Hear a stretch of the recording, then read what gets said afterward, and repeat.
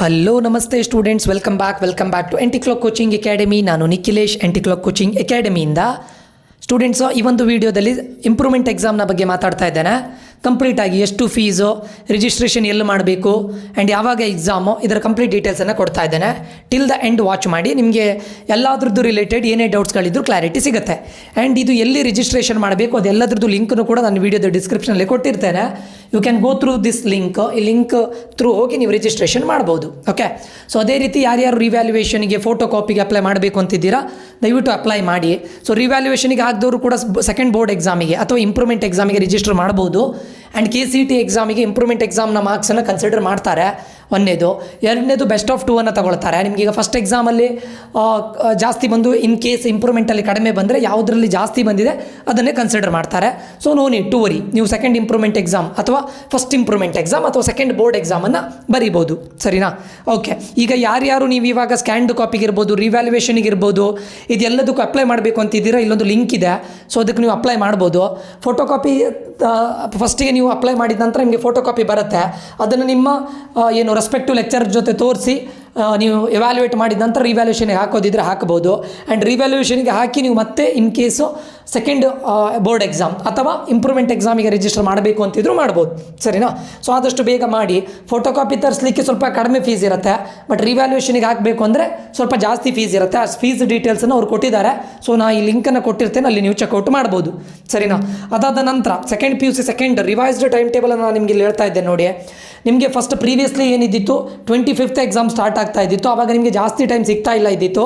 ಯಾಕಂದರೆ 23rd 24th ನಿಮಗೆ KCET exam ಇರಲಿಕ್ಕೆ ಹೋಗಿ 23rd 24th ನೀವು KCET ಎಕ್ಸಾಮನ್ನು ಮುಗಿಸಿ ಅದಾದ ಇಮಿಡಿಯೇಟಾಗಿ ನೀವು ಬೋರ್ಡ್ ಎಕ್ಸಾಮ್ಗೆ ಪ್ರಿಪೇರ್ ಆಗಬೇಕಾಗಿತ್ತು. ಬಟ್ ಇವಾಗ ಏನಾಗಿದೆ, ನಿಮಗೆ ಥರ್ಡ್ ಬೋರ್ಡ್ ಎಕ್ಸಾಮನ್ನು ಕ್ಯಾನ್ಸಲ್ ಮಾಡಿರಲಿಕ್ಕೆ ಹೋಗಿ ಓನ್ಲಿ 2 ಬೋರ್ಡ್ ಎಕ್ಸಾಮ್ಸ್ಗಳಿದೆ. ಅಂದರೆ ಇನ್ನು ನೆಕ್ಸ್ಟ್ ಬರೋದು improvement exam, that is the last one. ಸರಿನಾ? ಸೊ ಇದು ಸ್ಟಾರ್ಟ್ ಆಗೋದು 30th. ಬಟ್ ಸೈನ್ಸ್ ಸ್ಟೂಡೆಂಟ್ಸ್ಗಳಾಗಿದೆ ನಿಮಗೆ ಕೋರ್ ಸಬ್ಜೆಕ್ಟ್ಸ್ಗಳು ಲೈಕ್ ಫಿಸಿಕ್ಸ್, ಕೆಮಿಸ್ಟ್ರಿ, ಮ್ಯಾಥಮೆಟಿಕ್ಸು. ಇದು ನಿಮಗೆ ಇಲ್ಲಿ ನೋಡಿ, ಫಿಸಿಕ್ಸ್ ಯಾವಾಗ ಸ್ಟಾರ್ಟ್ ಆಗ್ತಾ ಇದೆ ಕೇಳಿದರೆ ಫಸ್ಟ್ ಆಗೋದು ಕೆಮಿಸ್ಟ್ರಿ ಆನ್ 2 ಅಂದರೆ ಸ್ಯಾಟರ್ಡೆ. ನಿಮಗೆ KCET ಎಕ್ಸಾಮ್ 24th ಆದರೆ ಆಲ್ಮೋಸ್ಟ್ 1 ವೀಕ್ ಟೈಮ್ ಸಿಗುತ್ತೆ. ಈ ಟೈಮ್ ಗ್ಯಾಪಲ್ಲಿ ನೀವು ಖಂಡಿತ ಓದ್ಕೊಳ್ಬೋದು. ಒಳ್ಳೆ ರೀತಿಯಲ್ಲಿ ಓದ್ಕೊಂಡು ಈಗ ಬಂದಿರೋ ಮಾರ್ಕ್ಸನ್ನು ಖಂಡಿತ ನೀವು ಇಂಪ್ರೂವ್ ಮಾಡ್ಕೊಳ್ಬೋದು. ಯಾಕಂದರೆ ನಮಗೀಗ ಆಲ್ರೆಡಿ ಬಂದಿರೋ ರಿಸಲ್ಟನ್ನು ನೋಡಿದರೆ ಕೆಮಿಸ್ಟ್ರಿಯಲ್ಲಿ ಔಟ್ ತೆಗೆದಿರೋ ಸ್ಟೂಡೆಂಟ್ಸ್ಗಳು ತುಂಬ ಕಡಿಮೆ. ಫಿಸಿಕ್ಸ್ ಮತ್ತು ಮ್ಯಾಥ್ಸಲ್ಲಿ ಹೈಯೆಸ್ಟ್ ಇದ್ದಾರೆ, ಫಿಸಿಕ್ಸಲ್ಲೂ ಇದ್ದಾರೆ, ಬಟ್ ಕೆಮಿಸ್ಟ್ರಿಯಲ್ಲಿ ತುಂಬ ಕಡಿಮೆ. ಸೊ ಹೆಚ್ಚಿನ ಸ್ಟೂಡೆಂಟ್ಸ್ಗಳು ಕೆಮಿಸ್ಟ್ರಿಗೆ ರಿಜಿಸ್ಟರ್ ಮಾಡ್ತಾರೆ ಅಂತ ನಾನು ಅಂದ್ಕೊಂಡಿದ್ದೇನೆ. ಆ್ಯಂಡ್ ಆಲ್ರೆಡಿ ನೀವು ಒಂದು ಬೋರ್ಡ್ ಎಕ್ಸಾಮನ್ನು ಬರೆದಿದ್ದೀರಾ, ಅಲ್ಲೂ ಪ್ರಿಪೇರ್ ಆಗಿದ್ದೀರಾ. ಆ್ಯಂಡ್ ಇವಾಗ KCET ಬರೀತಾ ಇದ್ದೀರಾ, ಅದಕ್ಕೂ ಪ್ರಿಪೇರ್ ಆಗ್ತಾ ಇದ್ದೀರಾ. ಆ್ಯಂಡ್ ಎಗೇನ್ ನಿಮಗೆ ಟೈಮ್ ಸಿಗುತ್ತೆ, ಮತ್ತೆ ಪ್ರಿಪೇರ್ ಆಗ್ತಾ ಇದ್ದೀರಾ. 3 times ರಿವಿಷನ್ ಆದಾಗ ಆಗುತ್ತೆ. ಆ್ಯಂಡ್ ಟಾಪ್ ಆಫ್ ದ್ಯಾಟ್ ನೀವೀಗ ಇಂಪ್ರೂವ್ಮೆಂಟ್ ಎಕ್ಸಾಮಿಗೂ ಕೂಡ 1 time ಓದಿ ಮತ್ತೆ ರಿವಿಷನ್ ಮಾಡ್ತೀರಾ. ಸೊ 100% ಒಳ್ಳೆ ಮಾರ್ಕ್ಸ್ ತೆಗೆಯೋ ಎಬಿಲಿಟಿ ತುಂಬ ಇದೆ, ಅಂದರೆ ನಿಮಗೆ ಚಾನ್ಸಸ್ ತುಂಬ ಇದೆ. ಸೊ ದಯವಿಟ್ಟು ರಿಜಿಸ್ಟರ್ ಮಾಡಿ. ಅದಾದ ನಂತರ physics second exam physics on 5th. Chemistry ಆದ 2 days ಇನ್ ಬಿಟ್ವೀನ್ ನಿಮಗೆ 2 days ಗ್ಯಾಪ್ ಸಿಗುತ್ತೆ. ಅದಾದ ನಂತರ ಫಿಸಿಕ್ಸ್, ದೆನ್ ಕೆಮಿಸ್ಟ್ರಿ ನಿಮಗೆ ಮ್ಯಾಥಮೆಟಿಕ್ಸ್ ನಿಮಗೆ 7th ಇದೆ.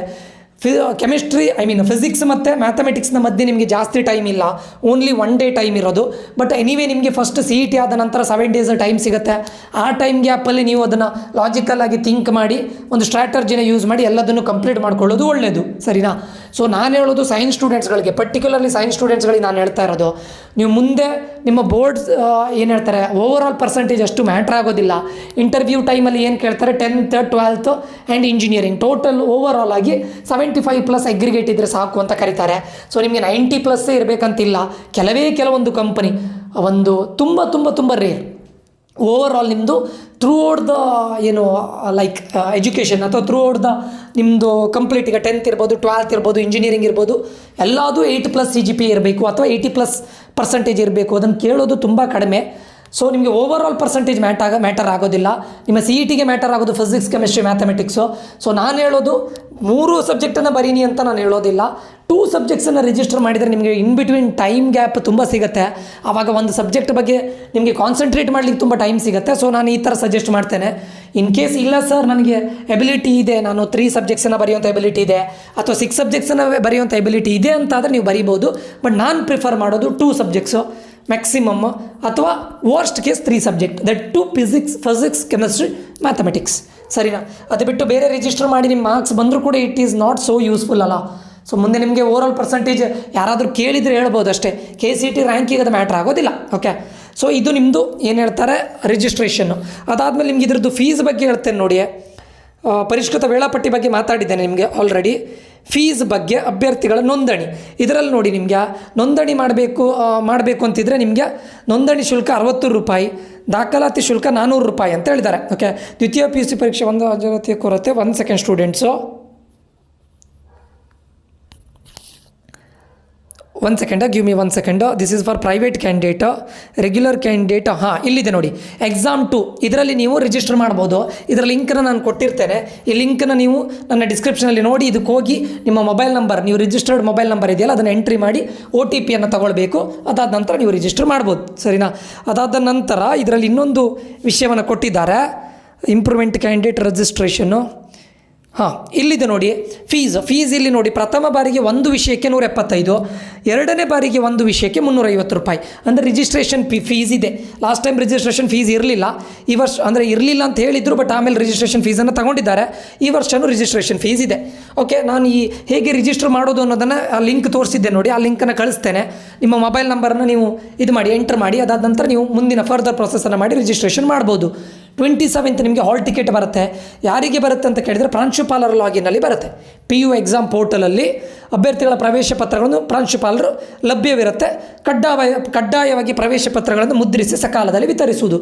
ಅಂದರೆ ಕಾಲೇಜಲ್ಲೇ ನಿಮಗೆ 27th ನಿಮ್ಮ ಹಾಲ್ ಟಿಕೆಟ್ ಸಿಗುತ್ತೆ.